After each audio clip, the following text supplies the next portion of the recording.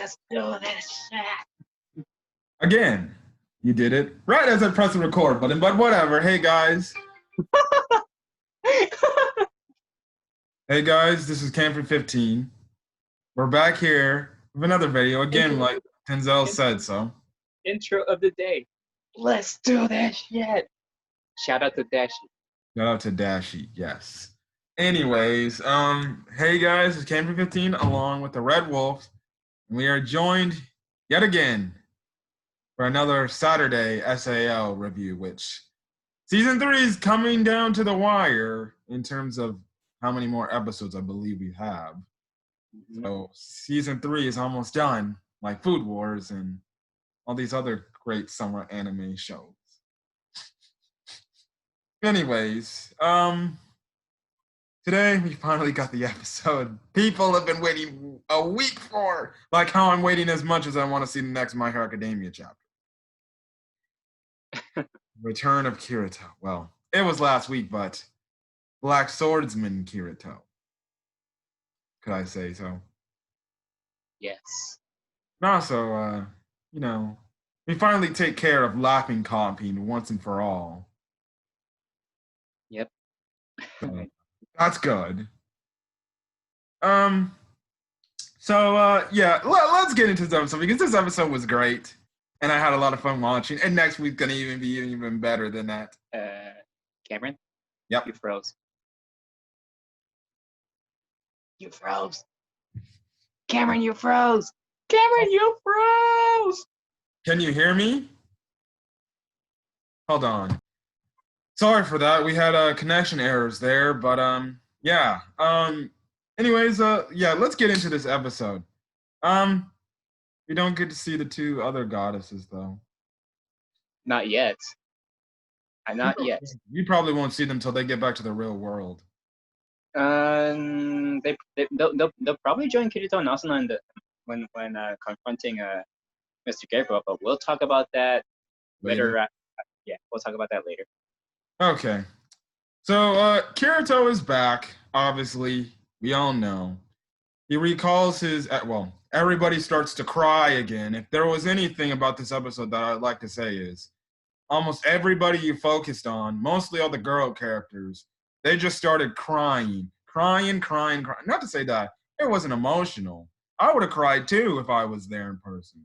But damn, we had Tisei crying, Ronin crying, Lena crying, Asana crying. Damn, even Klein was crying this episode. Klein is best waifu. Please.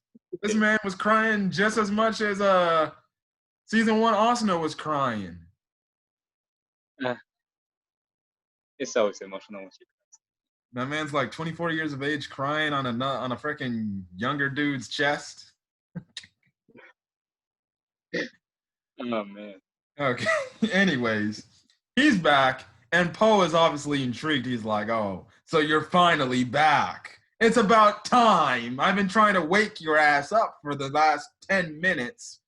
So they start to fight, and their fight is going back and forth until Poh starts to get the upper hand on Kirito with his little axe thing to the point it looks like he's going to chop off his damn head. He goes in, and he talks about how, listen, I want you, you do know, like, because he talks about the Blue Rose sword of how, why are you using that damaged sword? And Kirito's like, you know how I do things and stuff like that. And Poh here is like, listen, you might as, the other knights here stuck in the ice, when they get free, your friends are just going to be surrounded again and they're going to be killed. But if you're going to be ignorant, I'll kill you, and then I'll lay your other friends in the ground as well.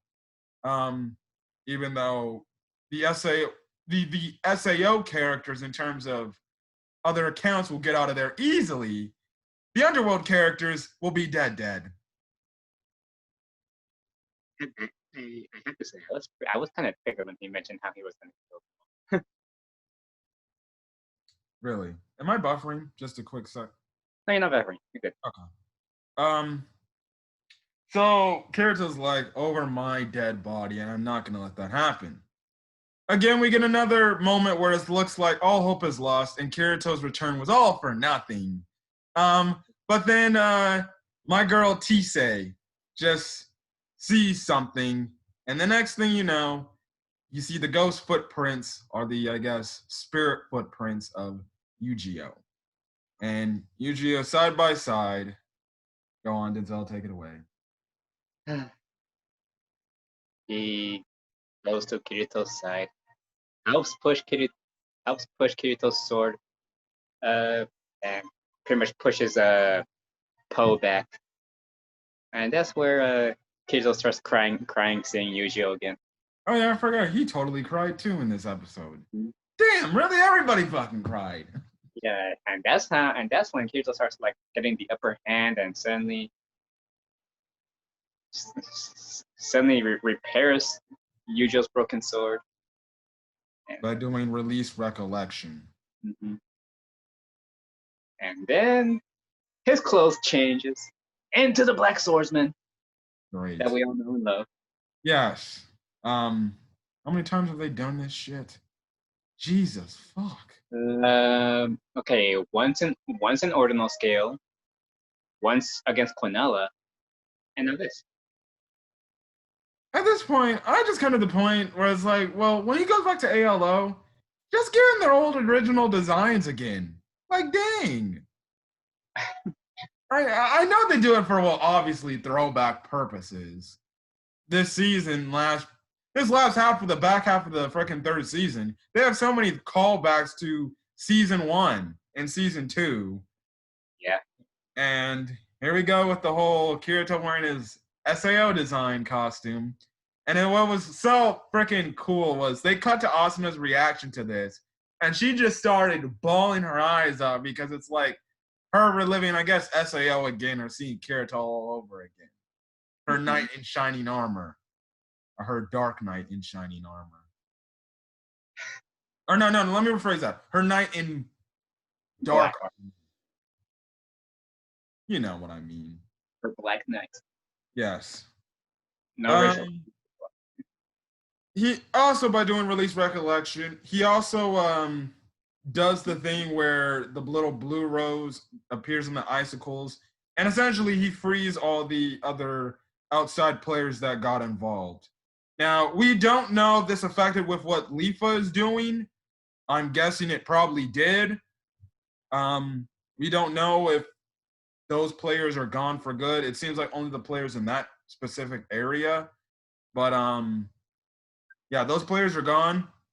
Now, Poh tries to absorb their little life essence they left behind, but he can't do that. And Kirito actually does it because they go, Lena talks about, and even Tisei, not Tisei, Ronin talks about the fact that Kirito's black sword was from the tree Yu-Gi-Oh! They cut down and stuff like that. Which I totally forgot about that. Jesus. Yeah, he absorbs that. He transforms to the black swordsman Kirito outfit. Everything's happy. And then all of a sudden, like I said, finally the blue rose sword is finally fixed. So yeah. He goes and he attacks Poh. And Kirito goes in for this one move while they're having a little back and forth clash. And he breaks the little axe hand weapon Poh has, and he stabs not only his arm, but his damn chest. Mm-hmm. So, Denzel, explain to me what happened here, because I was just fucking stuck. Okay. Let's just say Poh started out by saying, "This isn't over yet. He'll just keep coming after Kirito and Asuna and everybody until they're all dead and stuff." Which I just gotta say this before. Sorry to interrupt, but I just gotta say this. I'm like, aren't you in like some secret government like thing? So you're telling me you're gonna go outside your jurisdiction and try to hunt these guys down? He looks like the type of guy who would go as far as to just quit that job and start doing something else in order to like. And do what the one guy at the start of season 3 did by finding Kirito and Asuna in that one alleyway, and then he just attacks him for no reason. Mm-hmm. Well, listen, if Poh really was that disturbed by that kid that looked like Kirito, man, he really needs some mental help. Well, Yeah. Denzel's Anyway, about to tell the rest of what happened to him. yeah. That's when Kirito just said, no, it's all over. Kirito chants something with his dark sword, and Poe suddenly starts transforming into a tree. And Kirito's all like, you'll remain in the underworld for good and all that stuff. Yeah. So essentially he is sealed in the underworld. Now Kirito, he even says himself, look, I don't know how long you're gonna be in your STL, but yeah, you're sealed here for a while. Hopefully somebody comes by and chops you down again, and maybe you'll be freed. And I'm like, well, damn.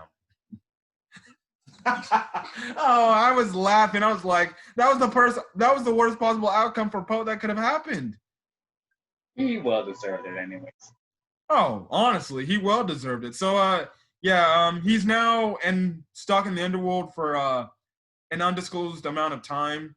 Heck, if Keith Coco wants to even shut down the underworld thing as a whole, he might just be stuck in there for eternity. We don't know. Now when you talk about his dumb teammates, they might put his life in jeopardy later. So yeah. Anyways, he seals him away. It seems like the battle's all over. Well, the battle with Poe, and I'm like, oh, hold up. You still got one more fight to win. Anyways, this is when we get everybody like just happy and embracing and crying. You see Klein freaking crying like a damn baby on his chest, doing what I thought Asuna was gonna do on him.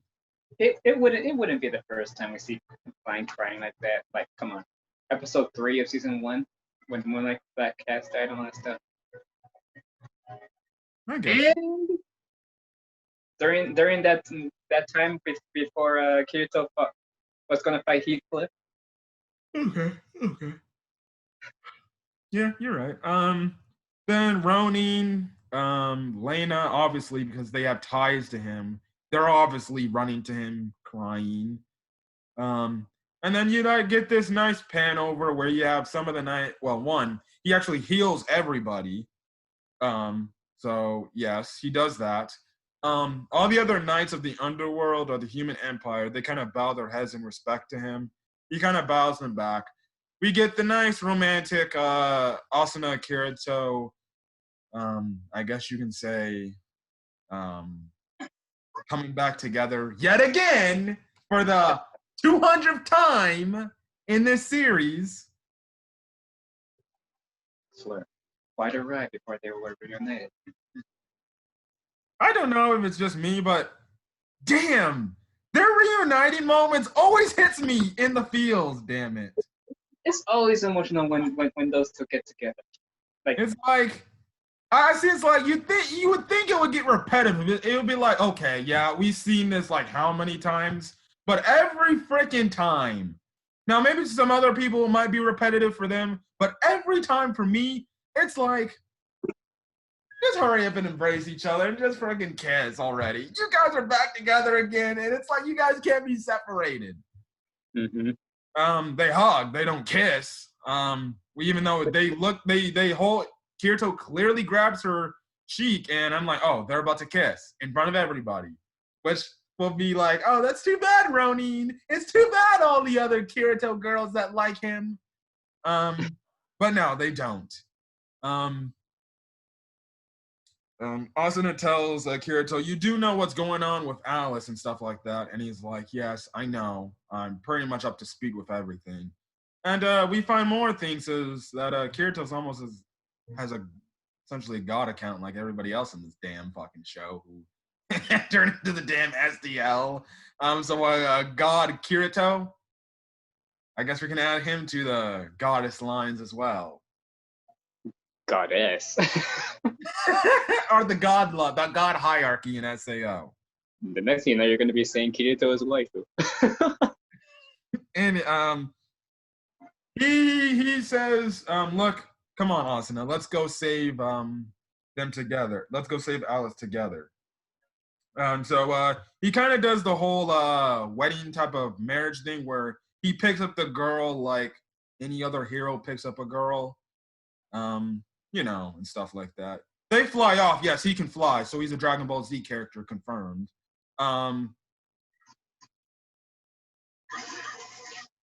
Dragon Ball Z character, really? He can fly like they can. I mean, yeah, yeah, you're right. With the aura around him and stuff. Yeah.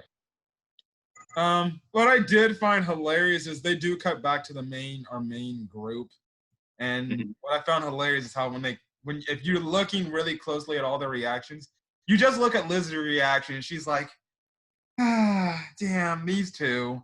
Because she already knows the relationship between these two is, and she always makes the funny jokes of how they can never, ever be separated. They always do things together.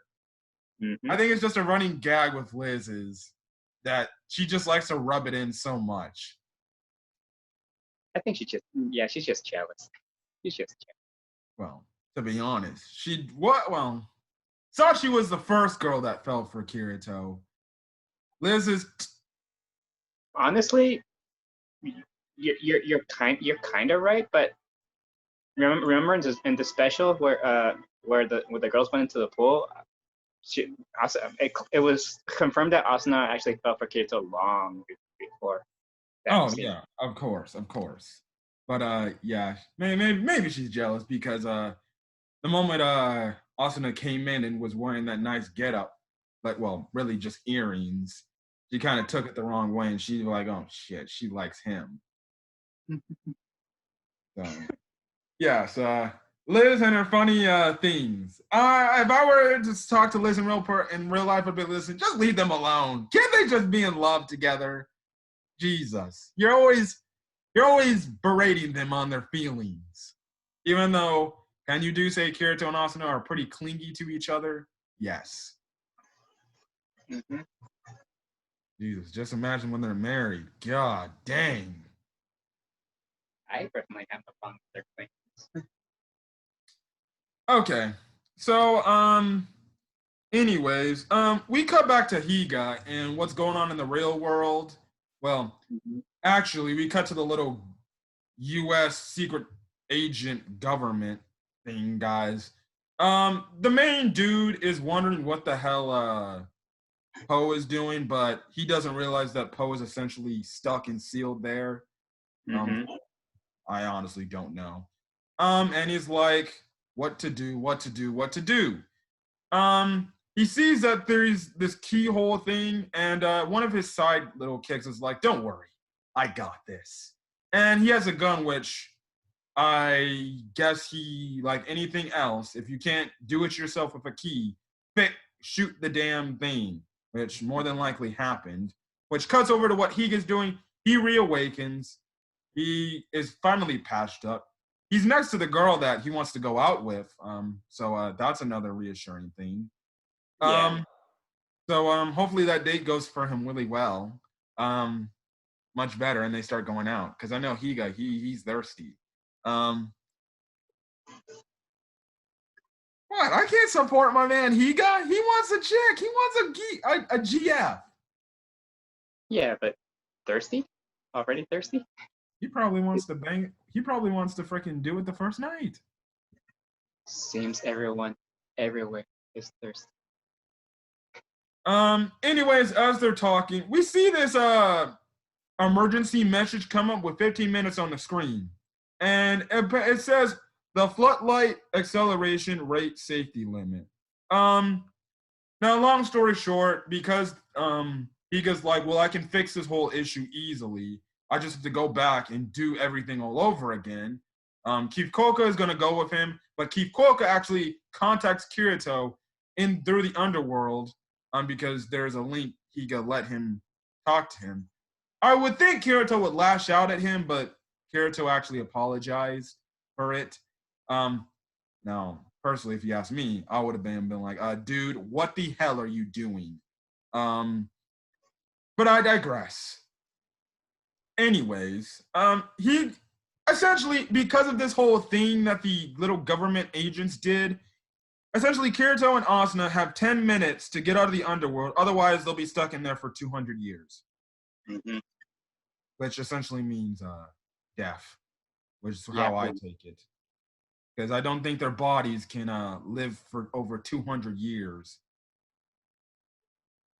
even if you give them the right nutrients. That's almost like double a freaking human lifespan. So essentially, that's on the list, and they got 10 minutes to complete that. So, yeah, they got 10 minutes, so they're on a time limit now, which is great. So I wonder if they're going to do it like the 5-minute time limit from Dragon Ball. Just want to put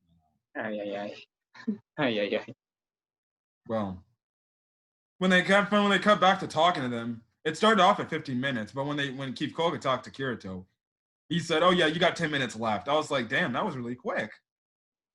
They also don't show, like I said, they don't show Lifa or Sinon. They might show them in the later episodes, or maybe teaming up against Subtilizer or Gabriel, which my buddy Denzel actually predicted off screen. Maybe that might happen. Maybe. Mm-hmm. Well, we don't know Sinon. We don't know if Sinon can actually heal herself because she's actually injured at the moment. Yeah, she lost her legs. We cut to if you want to explain the Alice scene. Oh yeah. So yeah, Alice is on the run with her 2 dragons. They drop her off. Alice says something to them like, go home and stuff, and have babies and stuff together and stuff. And that's where she sees her dragon start tearing up. That's when Alice realizes what that meant. The dragon was pretty much gonna fight off Gabriel. Alice was like, "No, stop!" And then they both did the fire breath thing. They were about to die, and then all of a sudden, like a boss, Kirito jumps in, all crossing his arms and stuff. Mm-hmm. And that's when the episode ends, and Gabriel does the whole thing where he's like, with his eyes, where he gets all serious. We don't know if Gabriel can heal, because he didn't heal his injury from the Sinon shot when she last shot him. So I'm guessing he can't heal, which is great. It's not the fact that he's not OP already as is, but yeah. So Kirito and Gabriel will be fighting, which I guess from the opening, Gabriel turns into that demon-like creature. Yeah, I guess it was Gabriel after all, not Poh. At first, I thought it was Poh because they kind of hinted at that in earlier episodes, but no, it's definitely gonna be Gabriel here. So and I'm guessing Asuna's not gonna get in the fight because again, if you see the opening, Asuna's like consoling Alice in the opening. So I guess it's gonna be the whole thing. They watch the fight, or maybe Asuna gets Alice to the world's end to get out of the whole Underworld thing, and as well as for them to get out of the STL stuff. So everything's heating up, and next week seems it's going to be a pretty fire episode. I do wonder if Gabriel will know Kirito. Now you're probably saying like he should know who Kirito is, but the thing is, and he only seen his GGO account, so the hair is completely different. He might remember the face, but maybe not the hair. But then again, Gabriel could be like, "You look familiar," and stuff like that. And Kirito could be like, "Oh, you know me from GGO. I'm the photon sword wielder." So yeah, but it was a good episode. The leader of Laughing Coffin has finally been taken down after 3.5 seasons. Jesus. It was quite a struggle. My God. And it's good. And it's a good thing we found out how they are so strong. Oh yes. Because I couldn't take all that ranting. Like, why are they so OP and stuff? Well, we found that out last week. Yeah. Oh man. Anyway, yeah. So it seems like the battle's going to end soon, but we're getting to the climax now. I don't know how long this fight will take. Maybe we'll take 2 episodes. We'll see. But usually SAO, they're pretty, quick in terms of when you come to the final bad guy. They usually end off those episodes in one episode. So yeah, I think episode will be when Gabriel does this little transformation thing. Kirito fights and beats him. They upload Alice to the thing. They get out of there. We'll probably get a cliffhanger for them when they all reawaken back into the real world and stuff like that. Hopefully the secret government agent's time limit on being on the turtles ran up. They get arrested, and then we can have the climax of the Alicization arc. And hopefully get a good season 4. Or hopefully get a season 4. Hopefully we don't get, another reboot from what apparently some people are thinking that might happen. What are people thinking? Some people think there's going to be a reboot of SAO, but I don't think it's going to be a reboot. There's like a completely another arc after Alicization. Well, season 3. Season 3 is hopefully we get a season 4. Yeah. And I guess one more tidbit. I did look at the opening more closely.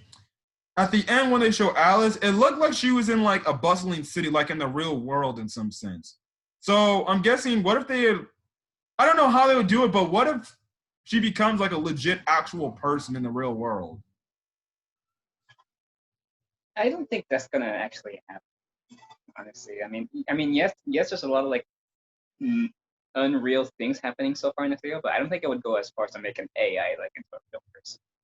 Or maybe they could do the Yuki thing they did, where they just put her on a camera and she just that's the most stuff. That's the most likely scenario. And then she's obviously in ALO or something like that. Mm-hmm. So, yeah, it was a good episode. I enjoyed it. My Saturday's made. One Piece is later today. So, yeah. But that's really it for what we got to talk about here.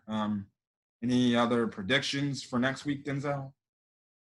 Well, for one, I think Leafa and Sinon are going to join the fray, at least.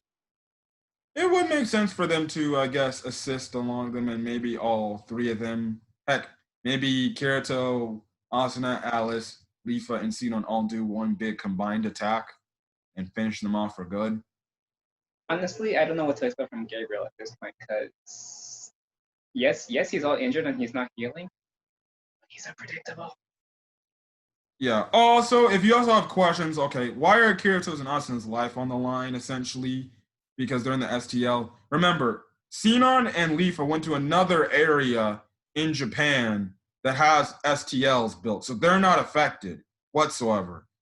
Mm-hmm. All this is taking place on the sea turtle, which, okay, it seems like the little government agents are actually going to trap Poh and Gabriel in the underworld for like ever. Well, unless Gabriel gets beat and he gets logged out of the STL and he gets kicked out of it again. But I saw that, I'm like, wait, aren't they putting their own friends in jeopardy as well for a stupid time limit? Well, we already know Poh is down for the count for good. Yeah. I just hope these government guys get arrested, man. I really do hope these government guys get arrested. Kikuoka? Huh? Are you talking about Kikuoka? No, the government spies, the U.S. government spies. Gabriel and I hope they get arrested and they're put in like Japanese prison for life. Just think, this is all because of some damn virtual world experience. At this point, I don't think we should consider the Underworld a virtual world, because I feel like it's like just a different world in general. Well, that too, and plus they're doing it for, I guess, war purposes, which, of course, any gain of the upper hand to be better than another country in terms of warfare, you want to take your chances. I guess to an extent. I wish superheroes were real. Anyways, I'm gonna get out of here. So if you guys like the video, leave a like. Put in the comment section your thoughts on the return of Kirito and everything you saw in this episode. I would say this is actually my favorite SAO War of the Underworld episode for the back half. Me too. I just have a feeling next week we'll probably take that away from me. And yes, we didn't kind of get left on a cliffhanger as bad as we did the last couple of weeks, but still, it was still good. I enjoyed it. You know, that's all I gotta say. I know Denzel can say the same thing, so yeah. But again, if you want to get more SAO content, I think I actually made a decision that we'll probably just, after the whole Alicization arc is done, we'll just review the entire Alicization arc as a whole when we're done with this. Because if you don't know, we have already reviewed season 1, season 2, and the movie, or no scale. And I guess whenever season 3 is over with, we'll review season 3, give our thoughts. So yeah, but other than that, that's really it from what I gotta say. Anything else, Denzel, you gotta say? Oh man, I'm just saying I'm so happy so far to be an SAO fan. Okay, so yeah, we're gonna get out of here. We'll actually see you guys tomorrow for the One Piece arc review for Little Garden and Drum Island. So if you guys are fans of One Piece and you want to check out our thoughts on the Little Garden and Drum Island arcs respectively, check out tomorrow's video whenever that decides to upload. We used to upload those in the afternoon, but now we upload those around nighttime, Pacific time. So yeah. Okay. Anyways, we're gonna get out of here. Hopefully you guys are staying cool if you're in California. I just can't wait for this heat wave to blow over. This heat wave needs to go. Anyways, also, hopefully you guys are having a great, safe rest of your day. So till then, guys, we're gonna get out of here. Hopefully you guys are good. So till then, guys, peace.